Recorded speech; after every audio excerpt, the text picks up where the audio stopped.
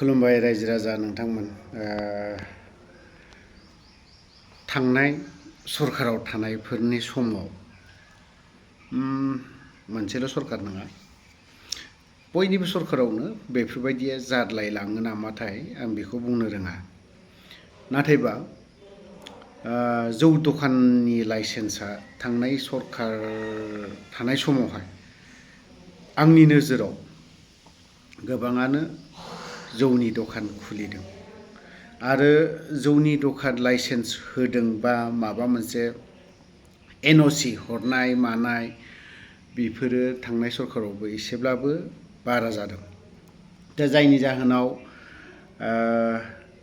आं दा बुंगोन दा गंसे गंनै जौ दखाननि थाखायनो गोबां जौ दखानदारफ्रानो बा जौनि दखान होनाय बिगोमा मालिकफोरा बुंजानो गोनां बा खोनासंनो गोनां बायद्धता जादों न'खर सोलिनो थाखायथ' माबा मोनसेथ' मावनांगोन दा बाथ्राया जाहैगोन जौ दखान होआबानो जों सिखाव खावनासो जानांगोन नामा खोथाया बेफोरबायदि जालाङो थ' बाथ्राया जाहैबाय मा आं जायगा हिसाबै संकसनिफ्राय थ' ओरैहाय मेनलि क'क्राझार आरो चिरां आरो बाक्सा उदालगुरि बे मोनब्रै जिल्लायावहाय माने वाइन शप खुलिनो होदों बा जायगा होदों सोरनियाव दिनै मोनसे मोननै दखाननि थाखायनो आं दहाय बुंखादों मोनसे मोननै दखाननि थाखायनो फ्रायानो बुंजानो गोनां बायद्धता जादों दा हमना ला पिन पइन्टखौ आं खोन्थाथ'ला नियम निति दङनदां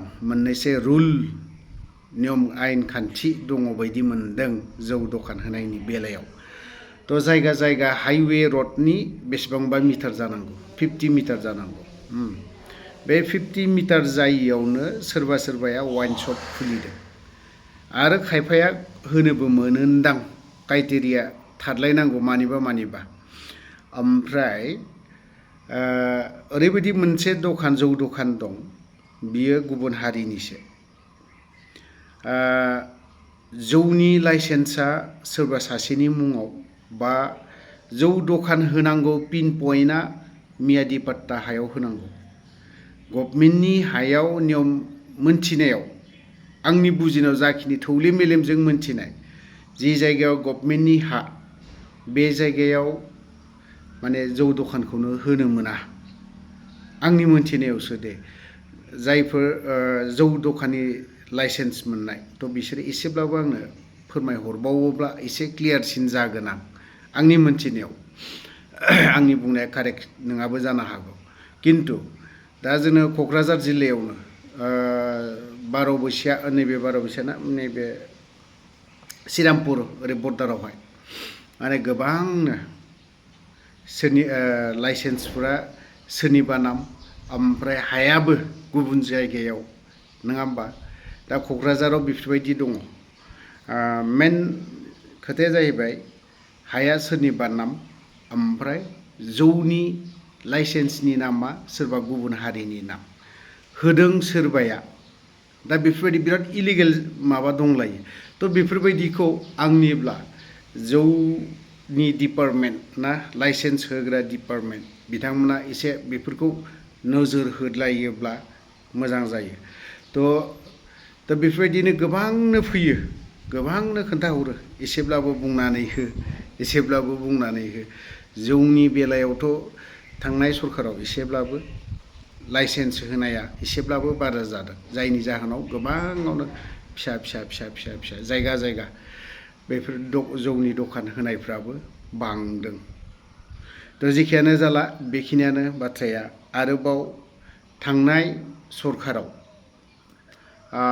जायगायाव मोनसे जायगायाव आं जायगानि पिन पइन्ट जायगाखौ खोन्थाथ'ला बिथांमोना खामानिखौ मावदों गोबांनो बेसेबांबा कौटिनि गैयाब्लाबो 7-8 कौटिसोनि खामानि जानांगौ आरोखि बेफोरबायदि ओमफ्राय अनलि फैसाखौ बरनना जानायनिल' रेकर्डबो दं दाखालि साननैसो आंनि न'आवनो फैदों डकुमेन्ट गासैखौबो लानांगौ नायनांगौ RTI होनांगौ बेफोरबायदि बाथ्राखौ बुंदों थ' थारैनो जुदि बै बे बेक्तिफ्रा जुदि बुंनाय बायदिब्ला बेयो सैथोमारब्ला बेखौ लिगेलै RTI होनायबो जानोबो हागौ।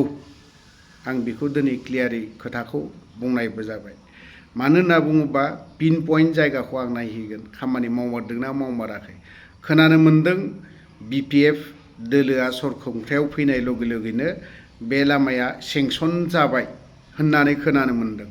बेसेबां सैथो बेसेबां मा आं बेखौ बुंनो थांला।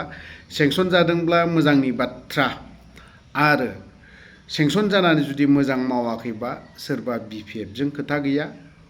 बर' सुबुंथ' मानसिसोथ' दा बिसोरनो थांनाय फैनायनि थाखाय लामाफोरा हान्था मेलाया मोजां जानांगौ। बावहाय बर'आनो जा, सोरबा बांगालानो जा, सोरबा बिहारियानो जा, सोरबा आदिबासियानो जा, सोरबायानो जा, बिथांमोननि लामाया हान्था मेलाफ्रा मोजां जानांगौ। अनलि सोरबा सासे बर'फोरनिल' जानो नाङा। राजखान्थियाव अनलि बर'खौल' नाम्बार वान माने गोजौआव दोनबाय थाबाबो जानाय नङा। जों बर' होननानै मेथाइआवबो दङ।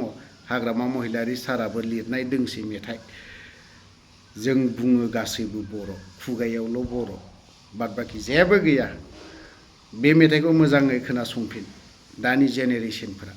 आरो बे खामानिया जुदि थारैनो जुदि जामाराखैबा, मावमाराखैबा, आरो बिनि जिखिनि